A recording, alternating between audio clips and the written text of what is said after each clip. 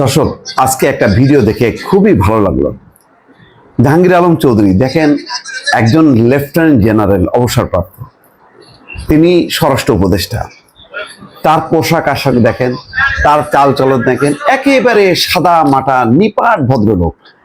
সাধারণত এই ধরনের যারা মানে আর্মি ব্যাকগ্রাউন্ড থেকে আসে তারা তো বেশ মানে শুটেড বুটেড থাকে। ব্রিগেডিয়ার সাকোয়ার দেখেন, উনি যথেষ্ট স্মার্ট, উনি মানে ওনার স্টাইল আলাদা। ওনার আমি কোনো সমালোচনা করতেছি না, কিন্তু জেনারেল মানেই আমরা চিন্তা করি খুবই, তিনি সিভিল হন অথবা সামরিক পোশাকে হোক, খুবই একটা শুটেড বুটেড থাকবেন এবং খুব প্রোটোকল মেনটেন করবেন। কিন্তু আমি ওনার মধ্যে কোনো রকম সেটা দেখি না। আমি দেখলাম যে রাতে রাতে তিনি বিভিন্ন থানায় যাচ্ছেন, একেবারে ওখানে কথা বলতেছেন, পুলিশের সাথে কথা বলতেছেন, একেবারে আঞ্চলিক ভাষায়। মনে হচ্ছে যেন তিনি একেবারে রাজনীতি করা খাঁটি মানুষ, গ্রাম থেকে উঠে আসছেন। কিন্তু উনার তো লম্বা সময় লেফটেন্যান্ট জেনারেল পর্যন্ত হয়েছেন, তার মানে একেবারে সেই ক্যাপ্টেন বা সেকেন্ড লেফটেন্যান্ট থেকে শুরু করে লেফটেন্যান্ট জেনারেল পর্যন্ত হয়েছেন। লম্বা ক্যারিয়ারে তিনি কি দেখছেন যে শুধুমাত্র প্রোটোকল মানে হাঙ্কি ফাঙ্কি মানে যত রকম সাজসজ্জা আছে সবকিছুই কিন্তু তিনি অভ্যস্ত হওয়ার কথা। কিন্তু দেখেন, যখন নাকি তিনি রিটায়ার্ড হলেন, তার মানে এটার তো প্রতিফলন, তার মানে সামরিক পোশাকেও যখন ছিলেন তিনি, উনি তেমনই সোজা সরল। আমি একজন আমাকে বলছে যে ওনার বাসায় তিনি গেছিলেন যখন নাকি তিনি রিটায়ারমেন্টে, বাসা দেখে খুব অবাক হয়েছে, তার ফার্নিচার দেখে, চেয়ার টেবিল দেখে খুবই অবাক হয়েছে।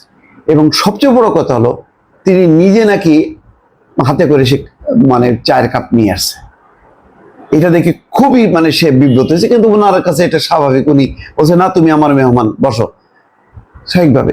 এখন দেখেন এই কথাটা যে সত্য, এখন উনি যে দায়িত্ব, এখানে কত রকম ফুটানি আপনি দেখেন। আসাদুজ্জামান কামালের যেখানে গেছে, একবার এখানে আসছিল ওই যে আমার বাসার কাছে ফার্মগেট এলাকায়, আশেপাশে আধা কিলোমিটারে সমস্ত দোকানপাট, ব্যবসা বাণিজ্য, যতক্ষণ ওই মিটিং করছে, জনসভা করছে, সমস্ত দোকানপাটটাট বন্ধ করে এলাহি কারবার করে আসাদুজ্জামান কামাল। চরম ভাবে একটা মানে সিভিল লোক হয়েও যে পরিমাণ নিরাপত্তার নামে প্রোটোকল সে এনজয় করছে, জাস্ট মিলান আকাশ আর পাতাল।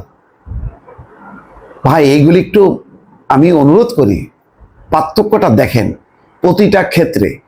এখানে শুধু আমরা ডক্টর মোহাম্মদ ইউনূসের গুণগান করি, এই ওনার দেখেন স্বরাষ্ট্র উপদেষ্টা কত বড় গুরুত্বপূর্ণ একটা, সেই জায়গায় দেখেন তিনি অব্যাহতভাবে চেষ্টা করছে। এখন আপনি ধ্বংসস্তূপ, সে ধ্বংসস্তূপ দিয়ে কি করবে?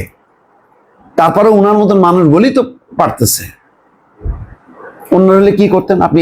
এই পুলিশ বাহিনী দিয়ে যে গত 15 বছর হচ্ছে মানে আওয়ামী লীগের দ্বারা হৃষ্টপুষ্ট হয়েছে, লালিত পালিত হয়েছে, রিক্রুটমেন্ট সব এইরকম ধ্বংসস্তূপ নিয়ে তিনি আস্তে আস্তে আস্তে আস্তে কাজ করতেছেন। সিলেটে যে তার এই যে দেখেন সেই বক্তব্য, যে এই লাল গালিচা কেন মানা করছি না কমিশনারকে, এ করতেছে। তারপর দেখেন পুরুষ পুলিশ সদস্য, মহিলা পুলিশ সদস্য সবার সাথে হাত মিলাইতেছেন, কোনো অহংকার নাই। এই যে নিরহংকার একটা মানুষ, স্বরাষ্ট্র উপদেষ্টা, আমরা এখন মানে খুব ওনাকে বলতেছি ব্যর্থ, উনি ওনার ডায়াবেটিক্সের পেশেন্ট, ওনার ঘুমায় থাকার কথা। এইসব লোকগুলি কেন ভাই? এইসব লোকগুলি আর না এসে যদি একটা করাপ্ট লোক আসতো, তার তো মানে পুলিশকে আরো নষ্ট করতো এবং নিজেও নষ্ট হতো, টাকা মাল পানি বানাইতো। এটা কি ভালো হতো নাকি? জাহাঙ্গীর আলম এই যে তার এই কার্যকলাপগুলি ওপেন, কোনো রকম এটা তো বোঝা যায় ভাই, বডি ল্যাঙ্গুয়েজ দেখে। দেখেন ওনার কিভাবে উনি সিলেটে গেছে, লাল গালিচার সামনে এ নেবে, ভাব সাপ কোনো কিচ্ছু নাই, সিম্পল। তো এটা আসলে আমার এই দৃশ্যটা দেখে আমি মুগ্ধ হয়েছি।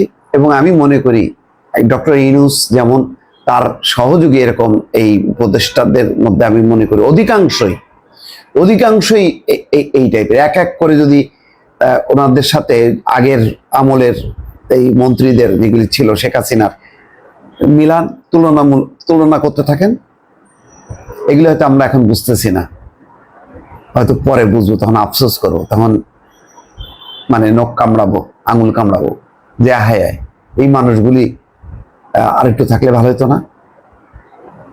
ভালো থাকবেন, আল্লাহ হাফেজ।